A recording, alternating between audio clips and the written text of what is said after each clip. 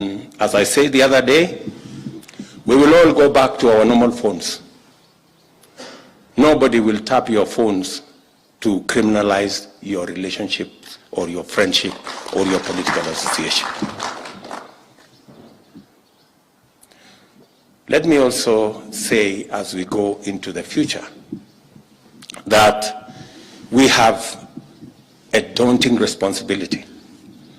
Many people are wondering why we are consolidating our place in the National Assembly and our place in the Senate. We have a huge responsibility ahead of us. We need a lot of policy decisions to be made. We need some legislative interventions to be made. And we need to begin to build the team that will help us deliver on the mandate that we have been given by the people of Kenya. We have made commitments to the people of Kenya. I hear many Kenyans beginning to ask, so when is the Hustlers Fund going to roll out, because we want to go back to business?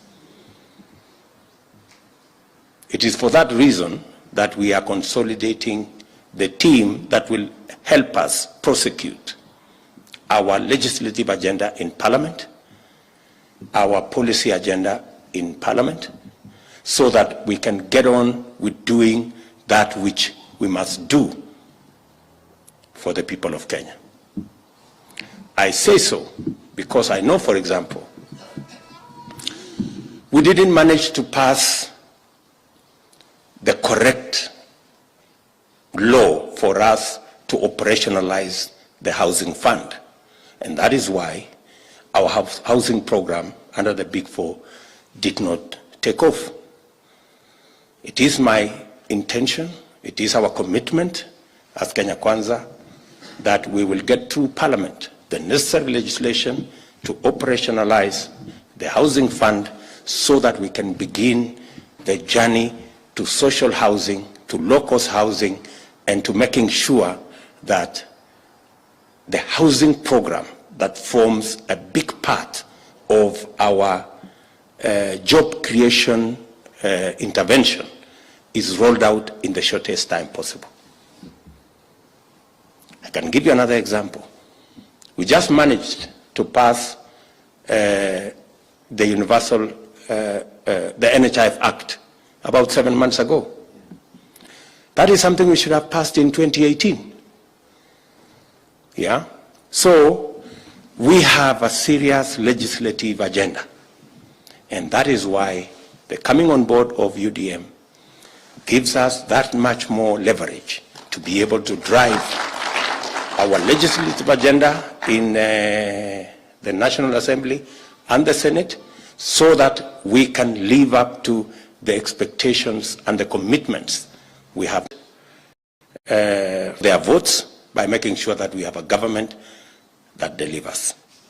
So I want our competitors to know that they are free to associate in the manner in which they want, and let them also appreciate that we too are free to associate with, to professionally stick to their oath of office and to serve all Kenyans equally, irrespective of their political affiliation.